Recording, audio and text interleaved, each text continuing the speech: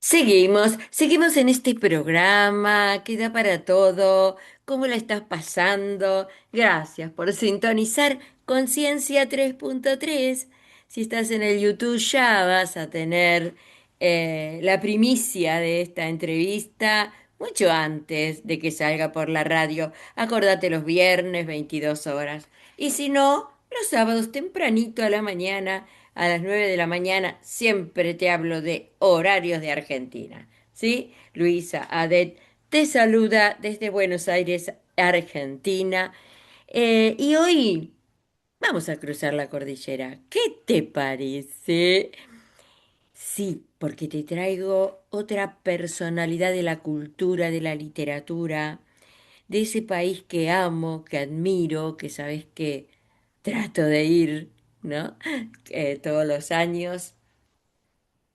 Y le tengo que agradecer, le tengo que agradecer a Emilia Poblete que me haya presentado, al escritor que en un ratito te va a saludar. Él es Rodolfo Follegati Polman. Hola, Rodolfo, un saludo a la audiencia, por favor. Hola Luisa, bueno, en primer lugar saludarte y agradecerte esta invitación y a toda tu audiencia invitarlo a esta conversación sobre la cultura, el arte, la literatura y las cosas que pueden unir a estos dos países. También, sí, y la educación, porque en mí siempre está presente el tema de la educación, porque además soy educadora de adultos y adultos mayores, y algo leí por ahí de Rodolfo que me encantó esa parte. Bueno, pero te cuento, porque sí, tal vez no lo conozcas, que no creo, ¿eh? Rodolfo Follegati Polman. Es profesor y magíster en historia por la Pontificia Universidad Católica de Valparaíso y doctorante en literatura hispanoamericana contemporánea por la Universidad de Playa Ancha de Ciencias de la Educación. Entre sus especialidades figura la historia local, cultural, popular y literaturas regionales. También Rodolfo se ha dedicado a la formación y capacitación de guías de turismo patrimonial y a la educación continua de adultos mayores a través de talleres de historia y literatura. Ha escrito, por ejemplo, Valparaíso entre la utopía y la realidad, edición 2020. Viña del Mar, ese rincón de paraíso, edición 2021. Y Valparaíso Indígena, 2023. Además, fue editor y compilador de Algo tenemos que decir de Valparaíso, edición 2024. Realizó compilación de textos de estudiantes de la Universidad del Adulto Mayor. Oh, qué bueno eso, leerlo me encantaría. Publicado por la Universidad Viña del Mar y editor y compilador de Nada estaba escrito 2026. Recopilación de testimonios de personas mayores participantes del taller Historia y Cultura Chilena. ¡Qué bárbaro! Qué invitado que tenemos hoy. A ver, ¿por dónde empezamos a conversar? Guíame vos, a ver, Rodolfo. Mm.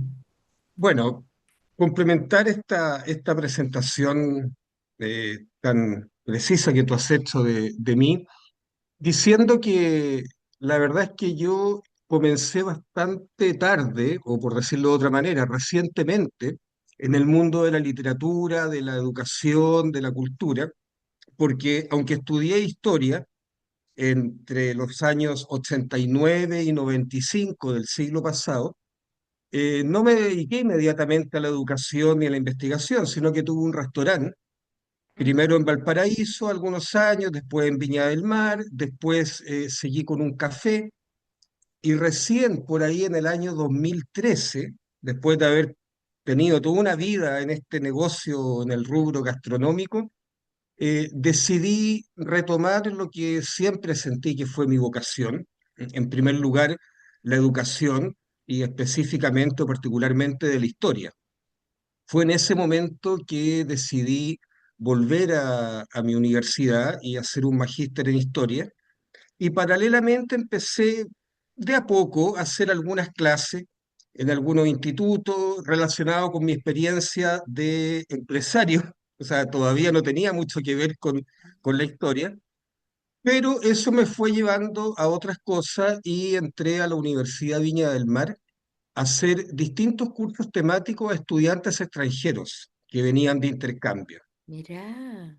Entre medio de eso nos agarró la pandemia, que por lo Uh, menos aquí en Chile estuvimos bastante tiempo encerrados, y algo que yo siempre había hecho por mi cuenta, que era escribir, ya que no había posibilidades de trabajar, de salir y estaba en la casa, dije, bueno, voy a tratar de ordenar muchos de estos textos que yo tenía, sobre todo de Valparaíso y Viña, que los había estado publicando periódicamente en páginas de Facebook. Esto fue como más o menos bien. paralelo a un impulso que hubo en Chile y se mantiene hasta el día de hoy, de comunidades en Facebook que revisaban la historia local, la historia de las respectivas ciudades, compartiendo fotografías.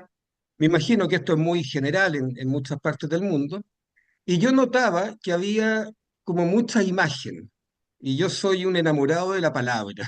Ah, Entonces sí. empecé a complementar todo lo que se compartía, estas fotos tradicionales, fotos antiguas, que apelaban mucho a ese sentimiento nostálgico de que todo tiempo fue mejor.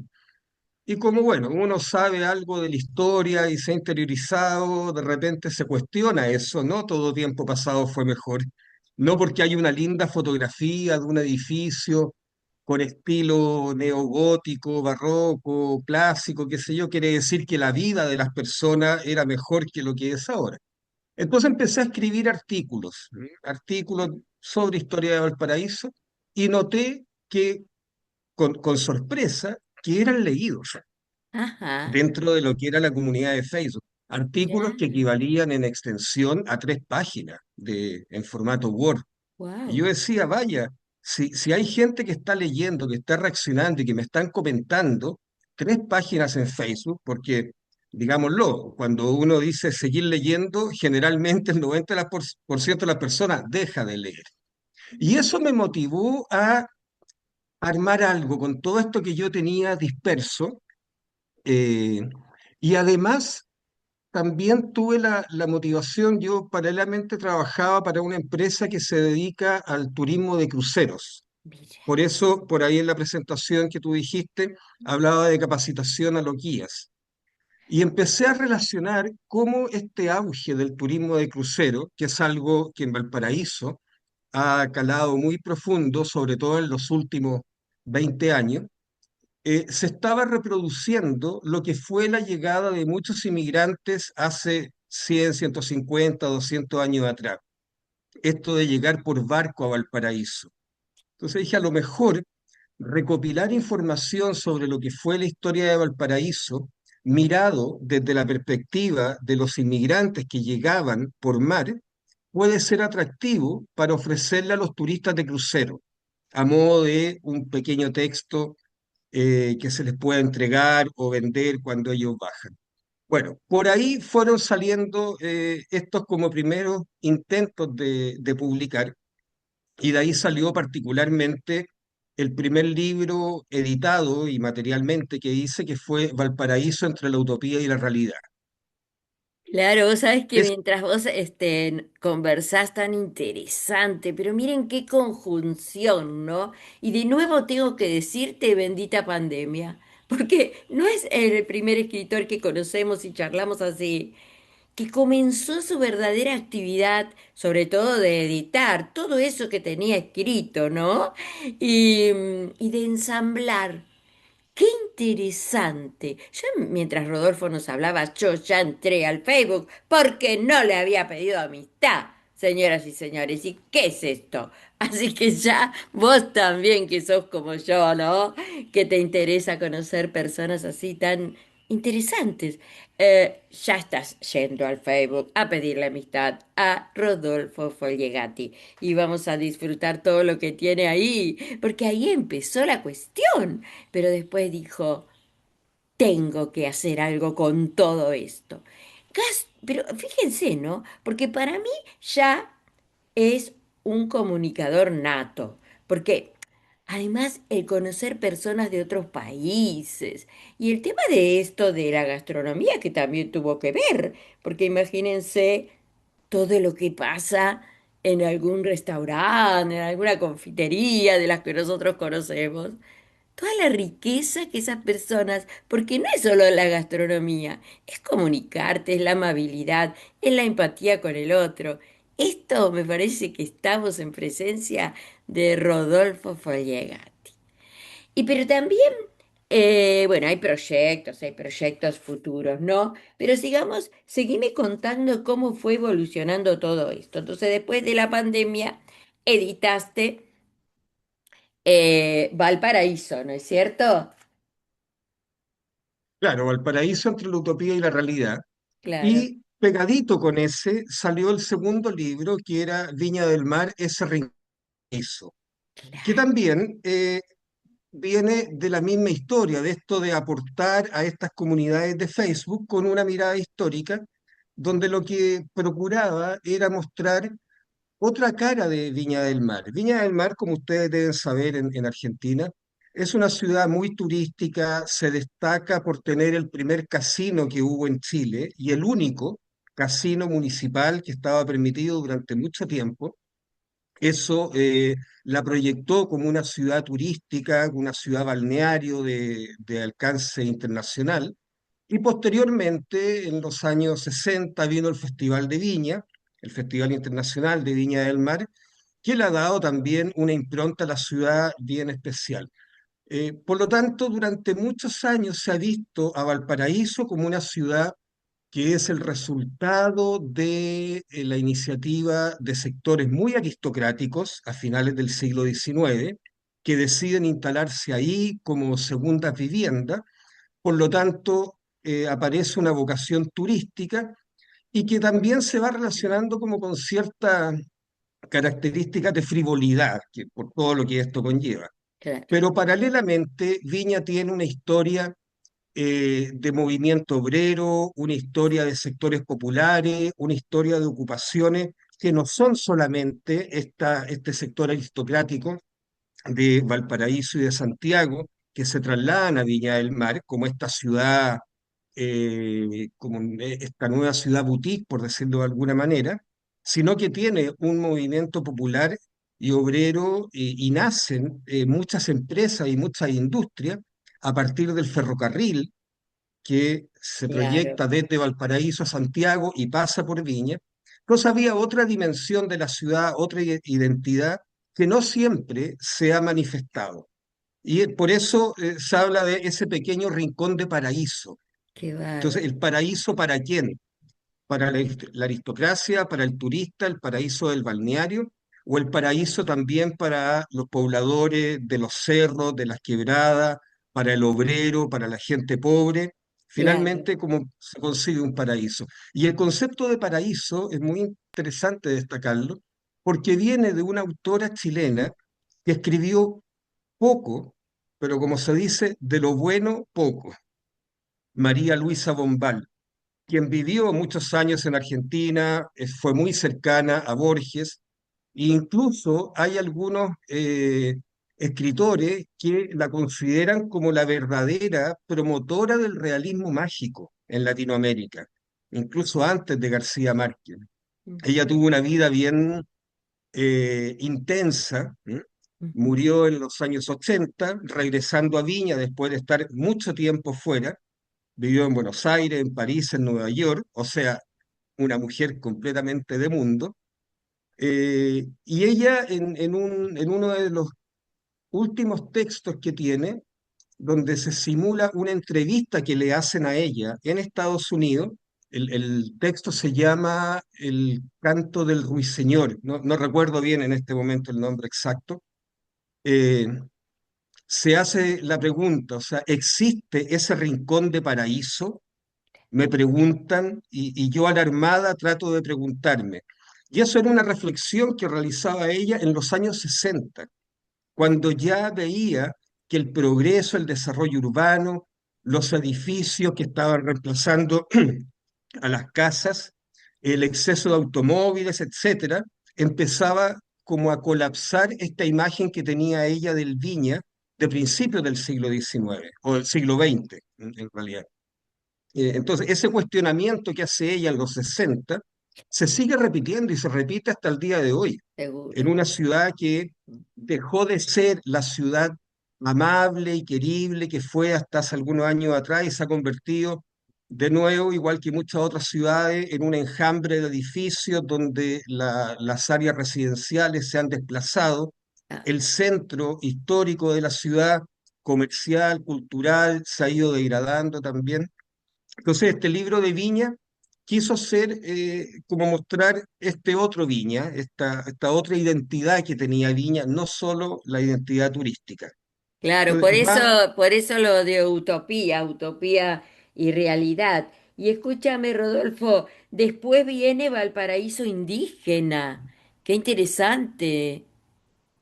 sí, en Chile es curioso porque la ciudad de Valparaíso, que bueno, sabemos que es una ciudad que tiene fama internacional, que está muy relacionada con la cultura, que fue un centro donde comenzó el capitalismo en Chile, las relaciones comerciales internacionales, que colocó a la ciudad en una posición muy cosmopolita en el mundo, era el principal puerto del Pacífico durante mucho tiempo.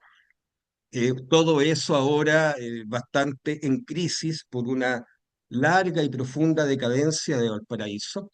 Pero bueno, al margen de todo eso, no se vincula mucho con el mundo indígena. Para nosotros los chilenos, la relación con el mundo indígena se da en el norte, específicamente en el altiplano, con toda la presencia influida por el mundo inca, aymara, etcétera, los diaguitas, y también en el sur, con la fuerte presencia del mundo mapuche, y hacia el extremo sur, con los grupos canoeros y los habitantes de Tierra del Fuego y del sector de la Patagonia.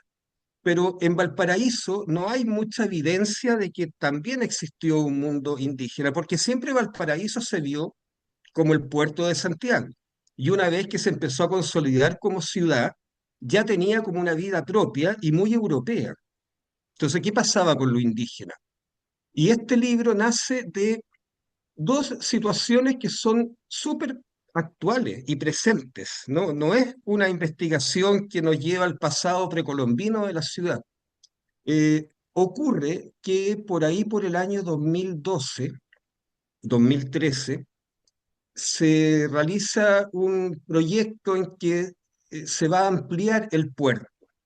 Y había una caleta de pescadores que estaba inserta en medio de las instalaciones portuarias en Valparaíso. Valparaíso es una bahía, y en medio de esto había una caleta. Y para realizar este proyecto de ampliación del puerto era necesario erradicar la caleta. Y hubo un movimiento bien intenso entre los pescadores, las autoridades de la ciudad, las autoridades del puerto, un puerto que es privado, y finalmente llegaron a una negociación y tuvieron que salir estos pescadores artesanales con la promesa de que en unos X cantidad de años, 5 años, se les iba a construir una caleta nueva, en, digamos, en uno de los extremos de la bahía. Eso iba por una parte. Y por otro lado, en una plaza de la ciudad de Valparaíso se iniciaron los trabajos de un estacionamiento subterráneo. Ajá. Entonces, como hubo que excavar, empezaron a salir vestigios arqueológicos que fueron descubriendo las distintas capas de la ciudad, con influencia europea, con la influencia hispana, hasta que llegamos a una influencia inca y pre-inca, donde habían entierros, donde había cerámica que demostraba que la población indígena que existió en Valparaíso, que la llamamos de alguna manera changos, que en el fondo no es una etnia, sino que es como un tipo de vida costera de pescadores que habitan en todo el norte de Chile, pero no es una clasificación étnica propiamente tal. Bueno, estos changos de Valparaíso habían recibido estas múltiples influencias diaguitas, incas, a lo largo de su historia, y había una data de aproximadamente 2000 años antes de Cristo, ¿m? Uh, donde había presencia indígena. Lo que pasa es que cuando llegaron los españoles, prácticamente expulsaron a todos los indígenas y se formó con el tiempo una población absolutamente eh, colona y posteriormente europea. Entonces, nunca existió como esta continuidad. Pero entre los hallazgos arqueológicos de esta plaza y este movimiento de los pescadores, porque posteriormente estos pescadores, cuando pasó el plazo en que le tenían que construir una caleta nueva y no se cumplió, tomaron acciones y regresaron. Ellos se habían instalado provisoriamente en una caleta de un puerto que está un poquito más al norte de Valparaíso, el puerto de Quintero, pero ahí tenían un plazo para estar. Y Claro. una vez concluido ese plazo, en que fueron acogidos por esta caleta hermana, tenían que irse a la caleta nueva, que nunca se construyó. Entonces ellos realizaron un movimiento político de presión y fueron con sus embarcaciones a la bahía de Valparaíso y se tomaron el puerto. O sea, fue una protesta social, pero en el mar. Y bloquearon los grandes barcos cargueros y se armó una disputa y un enfrentamiento, en este caso no con la policía, no con carabineros, sino que con la policía marítima, que los perseguía en las lanchas de la Armada en vez, como ocurre en las protestas en la calle con el guanaco, nosotros le llamamos guanaco al carro lanzagua, acá eran lanchas de la Armada que disparaban chorros de agua a los botes, a las embarcaciones de los pescadores artesanales, Oh, y así como en la calle se hacen barricadas y se prende fuego, los pescadores también prendieron fuego a grandes neumáticos claro. en el agua, en las instalaciones portuarias. Bueno, eso me tocó verlo un día que yo tuve que ir a Valparaíso, iba en tren llegando a Valparaíso y veo este humo y veo que se estaba produciendo esta protesta, como cualquier protesta que ocurre en la calle. Claro. Entonces era como el regreso de estos pescadores y ahí comprendí yo que esta presencia indígena que existió en Valparaíso hasta la llegada de los españoles, si bien no era un grupo étnicamente identificable como los mapuches, por ejemplo, sino que más bien una forma de vida, esa forma de vida se prolongó a lo largo de la historia de los 500 años, desde que se descubrió el paraíso por los españoles, en los pescadores artesanales. Ellos como que vienen siendo los herederos de esta forma de vida, de esta cultura, como llaman ellos mismos, de la orilla. Entonces, de ahí surge esta idea, los hallazgos arqueológicos recientes, este movimiento social de los pescadores artesanales, que era como una manera de decir, somos indígenas que nunca nos hemos ido de acá, porque estamos perpetuados en esta actividad que es tan importante para Valparaíso como la pesca. Y Claro. la pesca artesanal, de alguna manera, se ha visto a lo largo de la historia desplazada por la actividad portuaria. Dado que Valparaíso es una bahía pequeña, el desarrollo portuario ha ido desplazando a los pescadores artesanales y los ha ido sacando de la costa donde estaban y desplazando hacia los extremos. Claro. Entonces, por ahí Qué surge esta idea del interesante, Valparaíso discúlpame que indígena. te interrumpa, qué interesante esta obra. Valparaíso indígena. ¿Cómo fuiste del presente? Me imagino, ¿no? A retrotraerte a la historia, como pasa en toda Latinoamérica, nos estás comentando, ¿no? Esto de desplazar, de correr a los verdaderos pobladores, a los hacedores, a los originarios del lugar. En toda América pasa esto, yo creo que en el mundo también, ¿no? Porque el capitalismo, el poder que desplaza para reinar, digamos, está presente. ¿Te habrás basado no solo en documentos, bueno, ya vimos, en la realidad misma? Yo creo que hasta en la conversación misma con las personas que estaban ahí en conflicto. Y esto de decir aquí estamos, me gustó esa parte, ¿no? Ellos protestaron, ellos trataron de defender su lugar, su forma de vida, su cultura, y han sido desplazados. Increíble leerte seguramente. Yo antes de seguir, yo quiero saber dónde están tus escritos. ¿En alguna página digital lo podemos encontrar en algún lado? Mira, lamentablemente son escasos estos libros porque todo lo que yo he hecho ha sido autogestionado, Claro. autoeditado. La industria editorial en Chile es muy pequeña, ya no existe.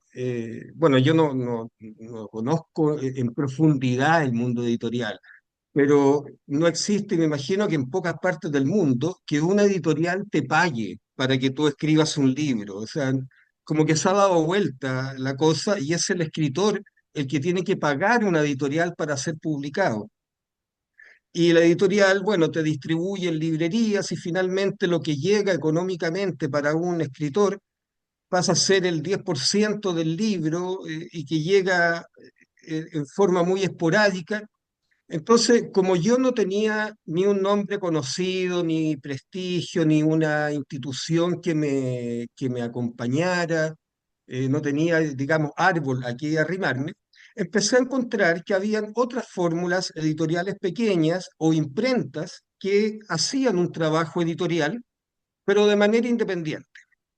Entonces, por ahí empecé a publicar con tirajes de 200 ejemplares, después 200 más, y los vendía yo directamente. Ah, claro, Eh, ahí vino tu etapa de editor, editor, compilador exactamente, también, ¿no? Lo hacías vos y lo entregabas directo a la imprenta. Evitabas ese intermedio claro. claro. Claro, y la imprenta me entregaba las cajas con los libros y yo a través de redes sociales o en distintas ferias del libro en que participaba, los ponía a la venta y eso, digamos, me retribuía directamente a mí el producto de esa venta. Sin embargo, ahora estoy en una campaña personal, primero motivándome.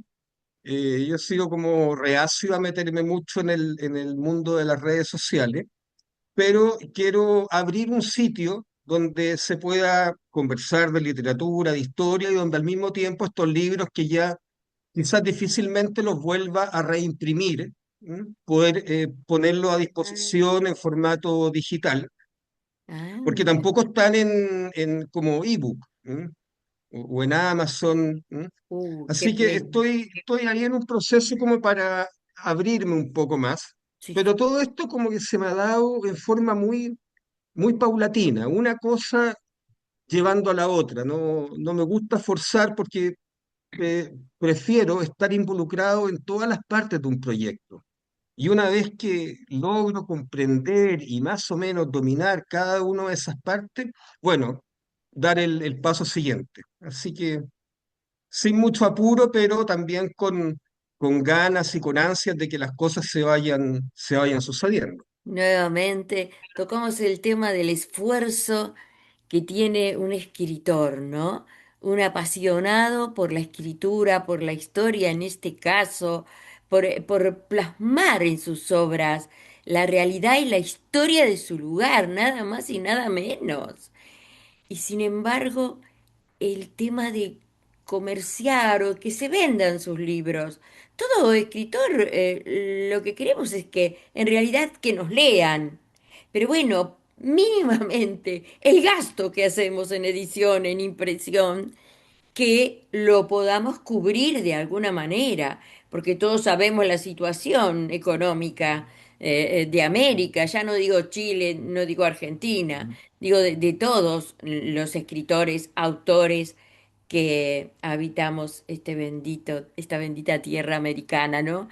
Y, ¿Y qué pasa con las editoriales que se han transformado en un comercio inalcanzable para nosotros? Yo ya llevo 6 libros, ay, perdón, editados. Y cada libro me ha llevado mucho dinero. Jamás lo he recuperado. Claro, y ¿Qué por otro lado sucede? están también los fondos concursables, los aportes que hacen los estados a la cultura, que yo me imagino que en Argentina, al igual que lo que está pasando en Chile, cada vez están mermando más esos fondos. O sea, Pero yo he por postulado a varios, nunca lo he ganado, porque ahí también hay otro tema que puede ser debatible, discutible, criticable, cómo se asignan estos fondos. Entonces al final queda se los recursos por medios propios. Yo en algunos casos he hecho incluso ventas anticipadas de libros, mm, y con eso poder generar como una base para poder encargar nuevas ediciones o mandar a hacer nuevos libros. Pero bueno, es como la forma que se ha dado y como te decía hace un rato, una cosa va llevando a la otra y esa cuestión es importante porque de repente no hay que apurar ni forzar mucho las cosas, sino que en este camino de los libros que yo llevo publicados en total, sumando todos los títulos y la cantidad de ejemplares, creo que serán 700 800 más o menos, en total, sumando todos los libros, que andan circulando por ahí. Entonces, eso de alguna manera, en algún momento te llega de vuelta. ¿Ah? Ese libro puede que llegue a las manos idóneas, apropiadas, que va a descubrir, oye, aquí hay algo importante, realizar el contacto y quizás hacia dónde pueda llevar eso, no lo sé, pero tengo esa confianza. Igual, igual, nosotros seguimos escribiendo porque es lo que nos toca, porque es la vida. ¿Qué sentís? ¿Qué sentís cuando decís, acá hay una historia, la tengo que plasmar en papel? ¿Qué sentís, Rodolfo? Es como algo vital. A mí por lo menos la escritura siempre me ha acompañado, y me gusta comunicarme bien, me gusta expresar las ideas claramente, ya sea en forma oral o en forma escrita. Y el escribir es una manera de abrirse, ¿no?, a los demás, es compartir algo que hay adentro. Yo soy, en ese sentido, trato de mezclar, porque lo mío no es la novela. Yo no estoy Ajá, muy metido en lo que es la literatura de ficción, la novela. Creo que es un mundo maravilloso el cual no domino ni creo llegar a dominar, crear universos paralelos, personajes, mundos distintos. Parto de mi primera formación, que es la historia, claro. pero me interesa mucho esa mezcla de academicismo y de cultura popular, de comunicar en forma simple, directa y amena, porque muchas veces la academia quedan lejos de la gente. Lo que se produce en las universidades muchas veces se lee, si es que se lee dentro de la misma academia, pero no llega a salir. Entonces yo trato de ser académicamente incorrecto en Ajá, el sentido de basarme, fundamentarme en fuentes históricas, de tener un sustento teórico, un marco teórico, un estado del arte, pero no presentado al modo de un paper, de un artículo académico que se publican en las revistas, sino que de manera más directa para que pueda llegar a todo tipo de público. claro, Entonces, la sensación es muy rica de compartir eso. Creo que en el escribir hay un acto de generosidad, tal cual. Por porque supuesto, uno no se queda con coincido. eso para uno. ¿Ah? Estamos hablando con Rodolfo Follegati. Búscalo en Facebook porque hay de todo ahí para leer. Pero quédate porque tenemos una primicia para nuestra radio, para Conciencia 3.3. Seguro ya por ahí otros medios ya lo tienen, pero acá te vas a enterar de algo porque hay una primicia. Se viene algo especial. Pero antes de eso, quiero que me cuentes cuándo llegaste a todo el tema, el universo de la educación de adultos y adultos mayores. ¿Cómo es eso? Bueno, estaba yo como dije hace rato, haciendo clases en la Universidad Viña del Mar, que es una universidad local, obviamente situada en la ciudad de Viña del Mar, y tenía varios cursos dirigidos a estudiantes internacionales. Historias de cultura indígena, cultura popular, música popular, algo de sociopolítica, etcétera. Que en el fondo eran ramos, eran cursos que ellos tomaban como para insertarse en la cultura chilena y para la práctica del idioma también. Por lo tanto, era muy atractivo porque había mucha libertad de armar estos cursos con los contenidos que fueran de interés para los alumnos, dependía mucho de dónde venían, si era de Estados Unidos o de Europa. si era de Alemania o de Noruega. Entonces, el lugar de origen como que iba cambiando los distintos enfoques de cada uno de estos cursos. Bueno, y en ese contexto me fui relacionando de a poquito con la UDAM, la Universidad del Adulto Mayor, que es como una institución que está al alero de la universidad y que ofrece distintos cursos de capacitación, de formación a adultos mayores, que van desde manualidades, de talleres de teatro, uso del teléfono, del computador, eh, cursos que tienen que ver con salud, con el bienestar, con sexualidad, con la creación de huertos orgánicos, jardinería, un pool de oferta muy, muy atractiva e interesante. Y uno de los libros yo lo presenté y como que la presentación estuvo enfocada a estudiantes de este grupo de la Universidad del Adulto Mayor, con los cuales yo no tenía gran relación. Y esas cosas no cómicas, pero medias paradójicas que ocurren en la vida, había un curso se llamaba Valparaíso Patrimonial, y lo dictaba un profesor muy conocedor del tema, que lamentablemente por estas cosas de la pandemia falleció.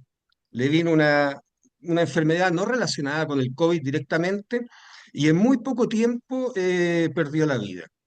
Y se quedaron sin profesor y miraron hacia el lado. ¿Mm? ¿Cómo me dijiste recién el Que nombre quedaron de... sin profesor Ah, en ese ramo de historia patrimonial de Valparaíso. Y claro, bueno, miraron a quién estaba más cerca y aparecí yo por algunas recomendaciones, y eso me llevó a completar el curso que estaba haciendo este profesor, don Mario, don y Mario. después iniciar un curso nuevo de Patrimonio de Valparaíso. Y en paralelo yo propuse también un curso que se llamaba La historia de Valparaíso a través de la novela, donde empezamos a analizar distintas novelas de Valparaíso que eran como clásicos de la literatura de la ciudad y qué elementos históricos se podían rescatar de la novela, ¿m? Para construir otra imagen de la ciudad. Y bueno, y en eso estaba yo haciendo como tres cursos paralelos, unos empezando, otros terminando, todo en torno a Valparaíso y a las novelas de Valparaíso, cuando empecé a recibir yo los trabajos que tenían que hacer estos alumnos, sus investigaciones, y de ahí surgió la primera iniciativa, esto de algo tenemos que decir, porque vi que habían testimonios muy interesantes, no eran trabajos de investigación que a lo mejor nos remontaran a esos trabajos que había que hacer en la educación primaria, secundaria, sino que eran mezclar el testimonio personal con la historia de la ciudad, o con la trama de una novela, o con la vida de un personaje de esa novela. Entonces, habían como distintos enfoques de qué podíamos decir de la ciudad. Y dije, acá hay material para hacer un libro. Entonces empecé a revisar, en total fueron como 25, 27 trabajos, los clasifiqué en distintas temáticas, y bueno, costó, pero al final salió, se lo propuse a Claro. la universidad, acá hay un material, lo podemos editar, y finalmente la universidad publicó este trabajo, algo tenemos que decir de Valparaíso. Qué Pero la bueno. historia no Ay, terminó ahí, Rodolfo, porque, discúlpame. dime, Qué sensación, qué felicidad deben haber tenido esos estudiantes. Ver plasmadas sus testimonios, sus experiencias de vida tal vez, ¿no? Y qué trabajo exhaustivo tuyo, porque bueno, todo seguramente requirió alguna corrección, ¿no? sí, Uh, bueno, lo importante es lo que tú acabas de decir, la emoción y la sensación que fue para ellos verse plasmados en un libro, porque eh, claro, uno puede descubrir que hay muchos escritores que tienen 60, 70, 80 años y siguen trabajando, pero lo han hecho quizás toda su vida, es su oficio. Entonces, no hay como una mayor connotación la edad en el escritor, salvo la experiencia que va ganando. Pero, entre comillas, convertirse en un escritor o escribir algo por primera vez a esa edad Mm. es un desafío por una parte y una satisfacción también por otra, que te rejuvenece. Sí, seguro, seguro, qué lindo. Y bueno, Ay, y eso es dio hermosa paso. esta charla, escúchame, discúlpame otra vez. Qué manera de interrumpir, Luisa Ade. Se está portando mal en esta entrevista, pero bueno, No, está bien. es que me encanta todo lo que nos estás contando. La verdad que podíamos seguir todo el día, pero yo quiero ir a la primicia esta de ese libro que está ahí, está, digamos, cocinándose. Esperá que yo tengo algo que me mandaste amablemente acá, creo que lo tengo abierto y lo vamos a mostrar, a ver, ahí vamos. Un marino en base O'Higgins. Ahí está mirando lo que va a ser la portada. Tal vez ya esté lista la portada así, ¿verdad? Pero, ¿saben que Rodolfo Fogliegatti tuvo la amabilidad de mandarme el prólogo? Primero me asusté porque vi una parte en inglés, digo, no. A ver, contanos eso cómo es.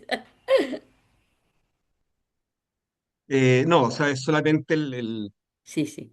la presentación que está en español y en inglés. Ujú. Pero mira, no puedo dejar de hablar de otra cosa que es anterior y Dale. paralela también a este proyecto. Te voy a comentar las dos cosas. ¿M? Bueno, dale, después volvemos acá, ¿eh? Si no, si Contame eso, vamos a contame. volver porque va junto. ¿M? Por cosas de la vida, yo dejé de hacer clase en esta instancia de la Universidad del Adulto Mayor, después de que ofrecimos este producto literario, este libro, Algo tenemos que decir de Valparaíso. Y la mayoría de las personas que participaron en ese libro me dieron un almuerzo, ¿m?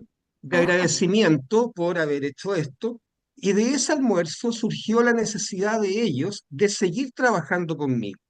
Ellos me propusieron que buscáramos un lugar y de forma independiente ellos iban a financiar los honorarios de este profesor, había que poner un valor y hacer un curso nuevo. Y yo dije, bueno, pensémoslo, me fui juntando con algunas de las personas que estaban interesadas, viendo por dónde podía ir, y de ahí salió un curso que se llamó Taller de Historia y Cultura de Chile. Es un nombre bien como amplio que para mí no decía mucho, pero ujú. todo cabía en eso. Finalmente, este taller lo conformaron 10 personas Ah, y bastante. se trataba de conversar y de reflexionar acerca de la historia, pero no de aprender la historia de Chile como una sucesión de hechos, sino que cómo nos vamos relacionando con esa historia, cómo la historia nos ha golpeado, nos toca, nos influye, cómo nosotros hemos participado en la historia. Y en el transcurso de este taller, de repente surgió una tarea. ¿Qué personaje de la historia, qué hecho histórico, qué situación conflictiva de la historia ha sido relevante para ustedes? Piénsenlo, elijan un momento, un periodo, un lugar, una Uh, situación, un nombre, y la próxima clase lo conversamos. Llegaron a la próxima clase y como buenos estudiantes que son, no hicieron la tarea. Nadie le había dado muchas vueltas a este encargo. Entonces pasó a ser eso parte de la dinámica del resto del taller. Bueno, vamos, pensémoslo ahora, vamos conversando de esta cosa. Y ahí fueron saliendo distintas situaciones que a cada una de estas personas les golpeaba o les era relevante. La influencia de Gabriela Mistral, por ejemplo, claro. o la influencia de un personaje femenino de la colonia, algunas situaciones que ocurrieron en Magallanes, en Punta Arenas, movimiento obrero, que fue muy paralelo a lo de Argentina, ¿m? O efectos de las migraciones, campo-ciudad, la pérdida de la tierra, ¿m? En contextos de eh, hijos o hijas de campesinos que no tenían acceso a la tierra, la reforma agraria, y cada uno fue viendo que no eran agentes tan pasivos ante la historia. ¿Mm? Bueno, ahí dije, ya, parece que esto se está poniendo bueno, así que como ya algunos de ustedes tienen experiencia, vamos escribiendo esto Muy bien. y pensemos que a lo mejor podemos hacer un libro y a diferencia del otro libro, que estaba la universidad involucrada, esto es nuestro. Esto nosotros lo manejamos, nosotros lo vamos a producir, así que no se preocupen del estilo, esto no es un trabajo académico, que fluya la imaginación también, y vamos escribiendo. Y se dieron estas 10 historias, más una que aporté yo, por eso la portada del libro dice 11 testimonios contados por sus protagonistas o algo así, y se trataba de mi historia en la historia. ¿M? Y ahí salió el libro que vendría siendo el último realmente, Nada estaba escrito. ¿M? Claro, que lo Nada estaba sacaron este escrito. año, este año es, nada estaba escrito. El taller fue el año pasado, ¿m? Y entre diciembre y enero realicé yo el trabajo de edición, ¿m? De corrección, le incorporamos fotografía y por ahí en febrero, finales de febrero, ya estaba listo el libro. Eh, es un libro que lo hemos presentado en 7 oportunidades, prácticamente que hemos recorrido, no Chile entero, pero se presentó en Viña del Mar, en Valparaíso, en Limache y en Quilpué, que son dos ciudades cercanas a Valparaíso. Lo presentamos en Santiago, en el Museo de la Memoria, que a pesar de que el Museo de la Memoria está enfocado casi exclusivamente en temas que tienen que ver con los derechos humanos durante la dictadura, esto también tenía que ver con la memoria. ¿M? Era una memoria que se estaba rescatando desde personas anónimas, pero que dejaban de ser actores pasivos para transformarse en actores activos de la propia historia. Lo presentamos en un colegio un poco al sur de Santiago, en la comuna de Peralillo, porque también era importante esto mostrarlo a los jóvenes. Uno de los objetivos de este libro era desarrollar un diálogo intergeneracional y ha tenido muy buena recepción entre los jóvenes, partiendo por los nietos de Ujú. las coautoras hasta jóvenes de colegio. Y lo último fue una presentación que hicimos en la Universidad de Playa Ancha a estudiantes de la carrera de Pedagogía en Castellano. Y fue una experiencia lindísima, sobre todo por la atención, el interés, el respeto y la gratitud que manifestaron estos estudiantes. ¿Qué Así nivel que eso tenían fue, los estudiantes? ¿En qué niveles los presentaste? Niveles eran de edad. estudiantes de pedagogía como de cuarto año Ah, bien. aproximadamente. Entonces, Bien. ellos comprendieron que en este libro, además de leer y de poder entretenerse y nutrirse de las historias de cada uno, hay un material de trabajo que se puede Claro, realizar y utilizar en la sala de clase por con, supuesto. con niños más pequeños. Por supuesto, la verdad que Bueno, Chile es eso un va por gusto. un lado, pero yo, Te cuento que ya voy a ir al cuarto encuentro cultural en Andacollo este año. Estoy tratando de juntar mis pesitos argentinos que no sirven para nada y comprar dólar porque la verdad, ay, ay, ay. Pero voy a ir porque hacemos visitas a las escuelas ahí en Andacollo, al norte de Chile. Y es especial la comunicación de los escritores con los estudiantes de nivel primario, de nivel secundario, el interés que ponen, el respeto al escucharnos, la participación cuando damos alguna consigna. Por eso admiro el tema de la educación en Chile. Si bien podemos hablar de la política, de los presupuestos y demás, como en todas partes, pero lo que se siente con ellos, la comunicación, yo tengo que felicitar a Chile con eso y a los maestros, por supuesto, ¿no? A los maestros chilenos. Qué bueno. ¿Qué más con respecto a esto, Rodolfo?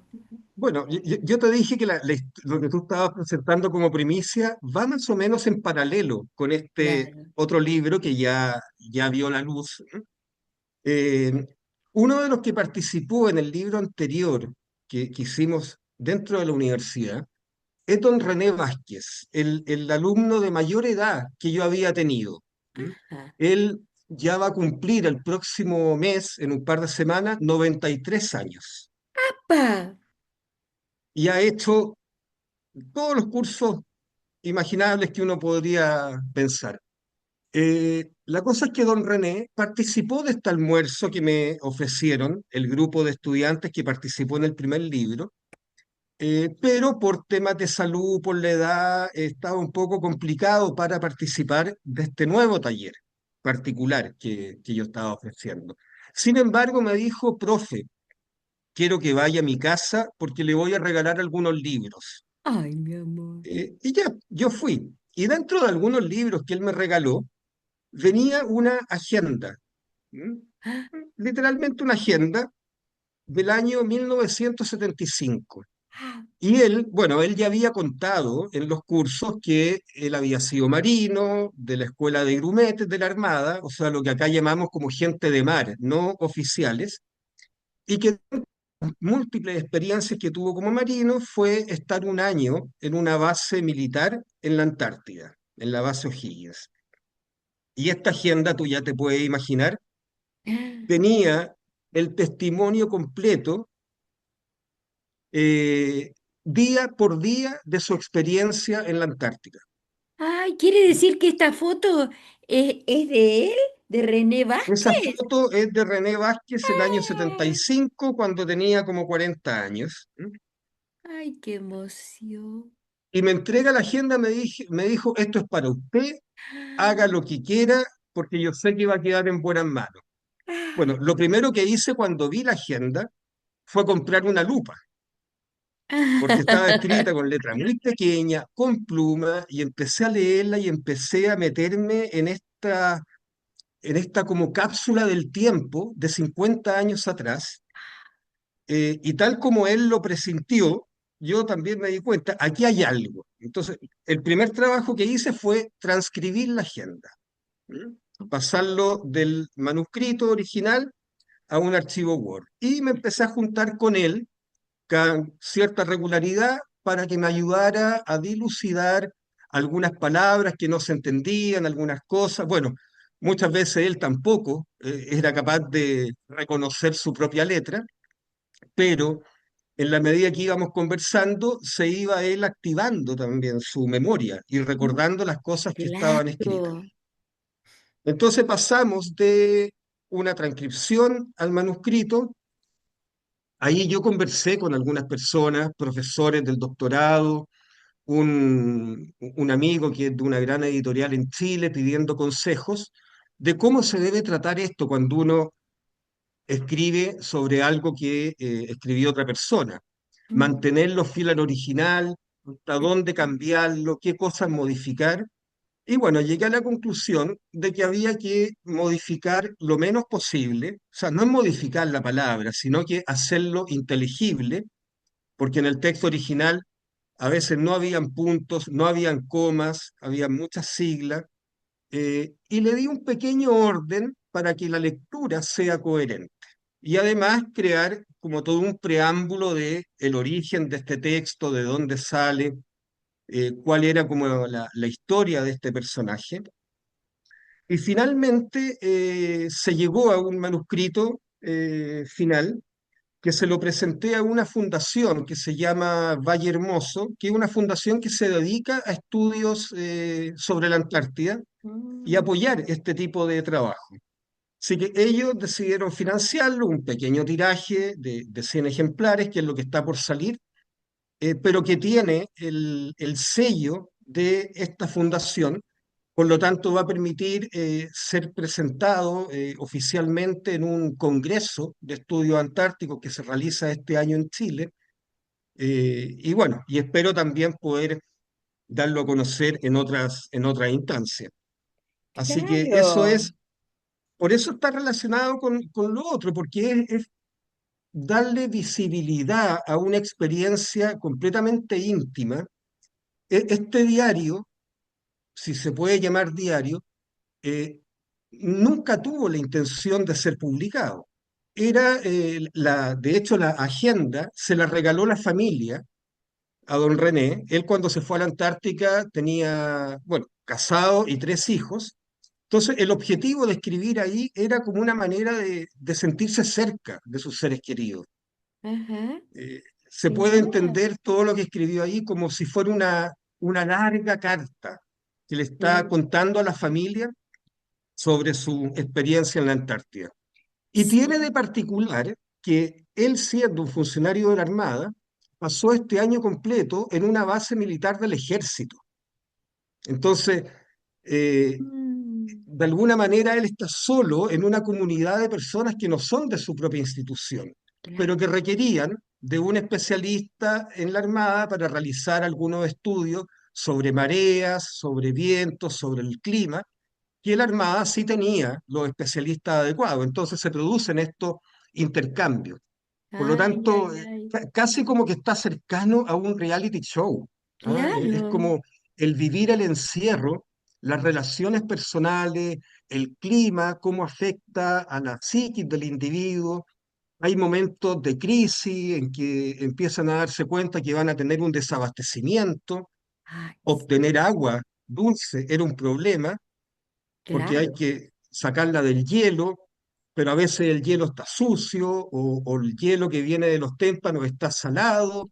Entonces, es como un ejercicio de supervivencia que hoy en día Claro. cuesta imaginarse cuando a la Antártida llegan incluso turistas. Ya es un lugar visitado donde uno puede salir rápidamente en un avión, donde las comunicaciones son instantáneas, pero en ese tiempo no, se dependía de la radio, de conectarse con radio aficionado en el continente, ¿Mm? de escuchar emisoras chilenas o argentinas en onda corta, de la solidaridad con las otras bases para poder eh, sobrevivir a situaciones de riesgo, de peligro, estar ¿Todavía le esperando un barco que falta, trae...